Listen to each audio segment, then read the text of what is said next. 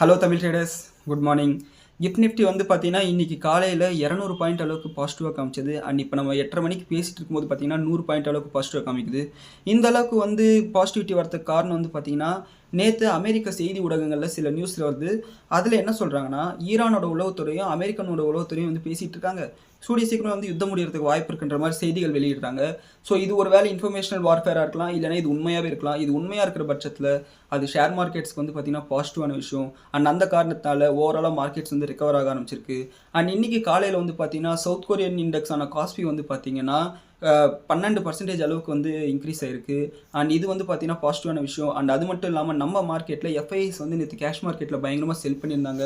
And அவங்களோட future index position open interest calculate பண்ணும்போது FIs வந்து 84% வந்து பார்த்தீங்கன்னா 86% வந்து ஷார்ட் பொசிஷன்ஸ் வச்சிருக்காங்க. அண்ட் லாங் பொசிஷன் வந்து 14% தான் வச்சிருக்காங்க.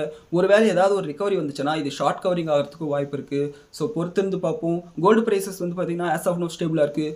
யுத்தம் முடிஞ்சிருச்சு என்ற அறிவிப்பு வந்துச்சுன்னா கோல்டு ப்ரைஸஸ் விழுறதுக்கு வாய்ப்பு இருக்குது. அதுக்கும் கொஞ்சம் தயாராக இருங்க. அண்ட் இதுதான் வந்து பார்த்தீங்கன்னா இன்னைக்கு காலையிலான ப்ரீ மார்க்கெட் ரிப்போர்ட். அண்ட் இன்னைக்கு பொறுத்திருந்து பார்ப்போம் நம்ம மார்க்கெட் வந்து பாசிட்டிவாக ரியாக்ட் பண்ணுதான்ட்டு. நன்றி, வணக்கம்.